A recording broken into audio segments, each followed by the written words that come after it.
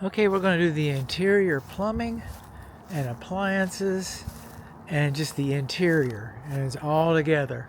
We've been here all day. We've got lots of outside videos. We're kind of running short on time, so we're just going to consolidate some of our efforts here. The Ring doorbell worked fine earlier. The door lock worked fine earlier. We got a torn door sweep right there.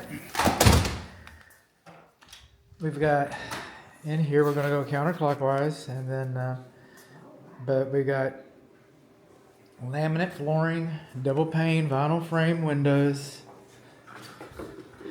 A lot of our windows, I don't know if you can see this or not, but more than half of our windows are fogging.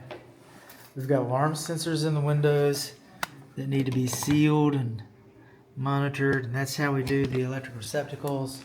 So this is the formal dining area. We're going to roll into the kitchen. It's going to take a little back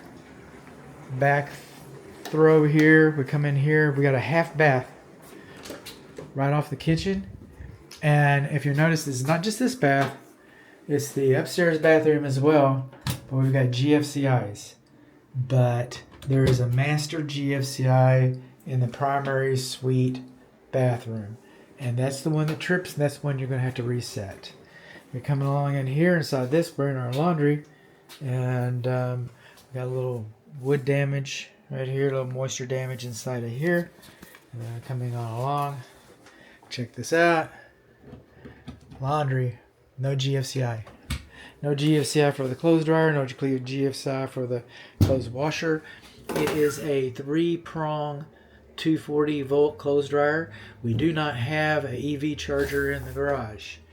Okay, over here, our hot and cold is supposed to be labeled, which they are not. Okay, moving on along. These receptacles in the kitchen are not GFCI protected. None of the kitchen appliances are GFCI protected. Baked to 350. All I gotta do is learn how to turn it off. Off. There you go. Warming station works. We do not have an anti-tip device. There's something I didn't do. Well, we can do this right now. We can do that now. I know the fan works. I know the light works. I know this unit is closer to the cooktop than 24 inches is what code says it should be. But the manufacturer's installation instructions supersedes code. Okay? So manufacturer's installation instructions might say that this corner needs to be 35 inches from this, which it would be. Without those instructions, I don't know. And it's a circulating vent fan, but we're doing this now. We're doing some microwaving here. Start enter. Abracadabra. And I can show you the lights. I can show you the vent lights.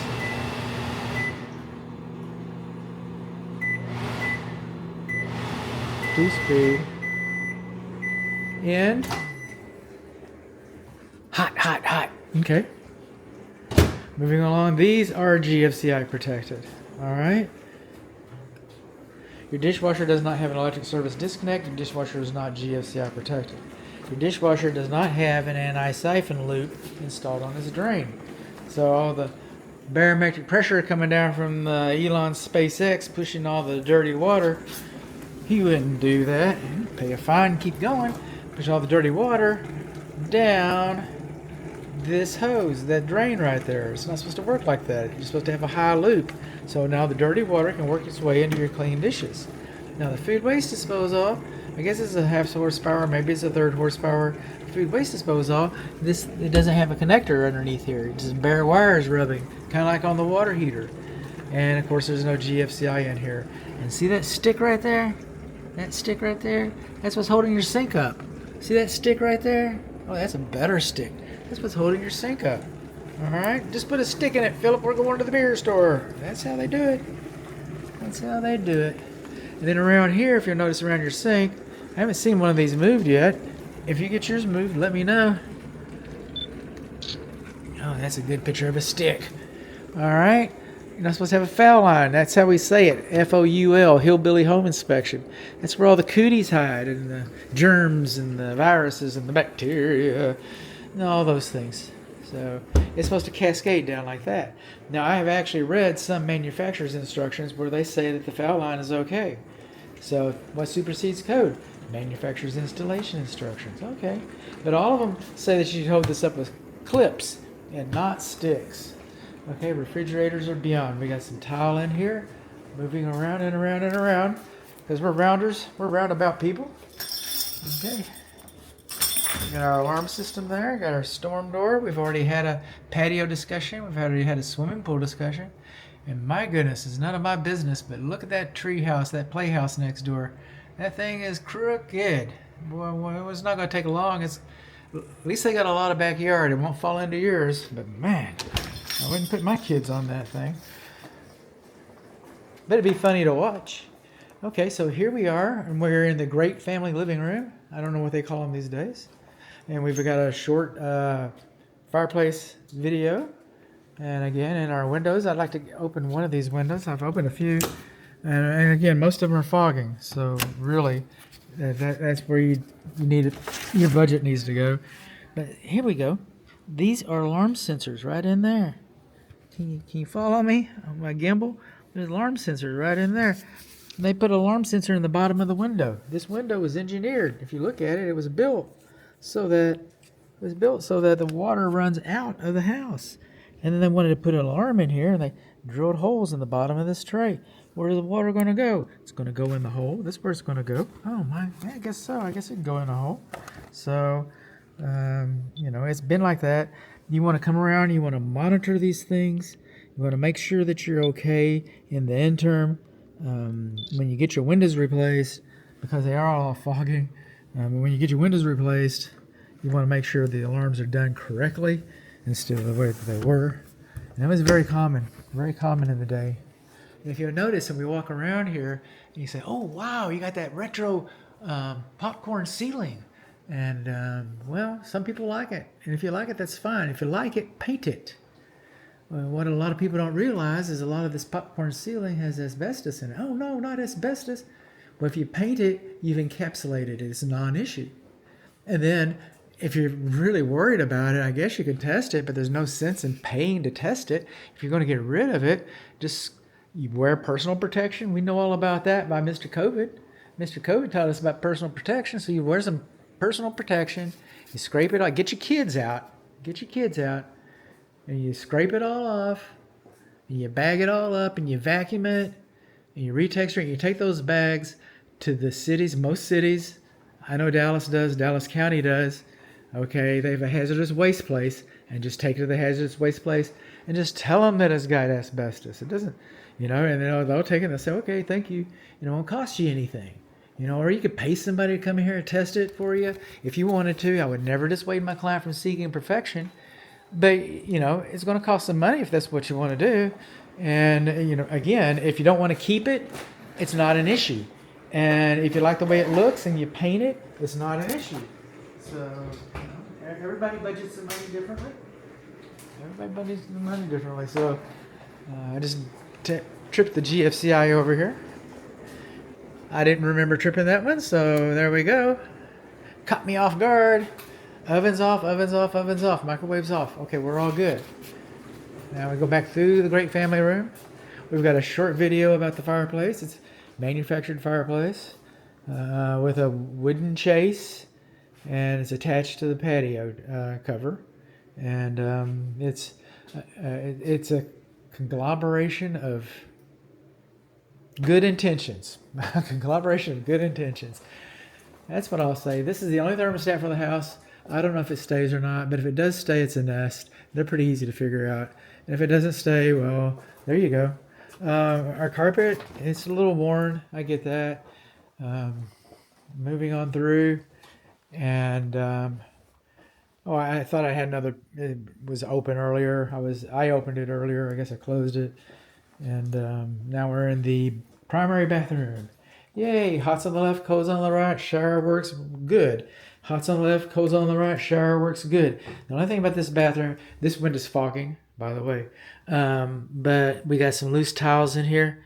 And tiles are kind of breaking up a little bit. A little score mark, I don't know what that's about. And now these sinks, lavatory basins, all right, if you look, they do not have overflow drains. Those are called percolators. That's the word of the day, percolators. Well, what does it mean? It doesn't have a percolator. It doesn't mean nothing. Doesn't mean nothing. It's not required. Not required. This is the GFCI that you re-trip the whole house with. Not required. But, you know, if you're washing your Barbie after you played in the pool or something and the cell phone rings and you get distracted, and, you know, it can overflow because it doesn't have the perlator in there. But the perlator, again, is not required. Boring. Okay, so come along over here. Boring. Come in here. Okay, this is the bathroom. This is that vent in the attic I was worried about. And it vents right up in the attic. That thing hums, don't it? It's a lot quieter than the other one. What did you say? Okay. Coming over here. All of our commodes, you know, they're all securely mounted and everything. Everything, all three of them. Let's see, 1, 2, 3, yeah. Everything goes down. It's supposed to go down. Hi, Timmy! There we go. We're just kind of rolling on out. This is our primary bedroom closet. And we got a little door here that goes, and I got a picture of it. We got a little door here that goes back to your plumbing. I guess when they replace this valve and put a nicer one in, that's good. Everybody likes a nicer valve. And then our smoke alarms. These smoke alarms right here, those are monitored smoke alarms. They do not count. You're supposed to have a smoke alarm that's independent to the house, not part of a monitored system. So it's good to have these. I encourage you to have them, but you're still supposed to have the good old-fashioned smoke alarms. And that's they come with the house and part of the house. Here's one right here. See how yellow it is? Okay, it's past its age. It's obsolete. Okay, it's yellow. The manufacturer makes the poly on the case of that so that when it turns yellow, you know that it's supposed to be replaced. That's what they do. Then we come along over here. Let's see if this is a good one. And can you see this right here? This door is not sealed on the top. See, doors are supposed to be sealed on 6 sides. What do you mean by 6 sides, bud? Okay, well, this is the front face. This is the back face. This is the latch side style. This is the hinge side style. This is the old top rail right there. And there's the bottom rail. That's 6. And they did not seal the tops and the bottom rails. What does that mean to grand scheme of things? Well, it means that the manufacturer is not under warranty for the manufacturer. And considering the age of the house, and considering that these doors are probably original, any warranty that you did have would have expired already anyway. But I thought you should know about it. Now, if that smoke alarm that's not supposed to work, the old smoke alarm does work, and you find that you got a fire and you're coming out, it's from upstairs, and you're rolling around these stairs trying to get out of the house, don't catch your robe on the end of these stairs. These are supposed to be curled in, okay? You're not supposed to have open ends. You catch your robe on there and you'll be spinning naked down the stairs. I think there's a song about that. But anyway, we're going on up. Our carpet, again, could be cleaned better. These 3 bedrooms are warmer, even though the air registers are pumping out good, cool air. And this one, I've got a little problem with the insulation right up there. All of them have thermal bridging. But I'm thinking maybe because we got a little bit of problem with the insulation up there, that might have been contributing to it. These windows are facing south, and that's when they got them all blocked out. Everybody knows everybody knows that these rooms are warmer up here. This is no big secret. That screen's torn. Got another fogging window here. Like I said, window further from the ground than 72 inches should not be closer to the floor than 24 inches. And these are. That's why we made them back in the 80s. Yeah, we did. We were rocking. That was in style. But a kid could tumble out of there. I'm just telling you, they do sell little latches that help the window, only open up a certain amount. Now you can't get out in case of an emergency. That's the way it was built. I've never known anybody to raise a window before. If you get your window raised, hit me up. Let me know. I said, thank you, bud. We got all the windows rebuilt and raised, and yeah, I bet you did. And there we go. Oh, look at here. That is the Magic TREC mattress. Okay. We'll put that right back in there. We got a little storage here. I told the listing agent, I said, my goal in life is that they should never know I was here.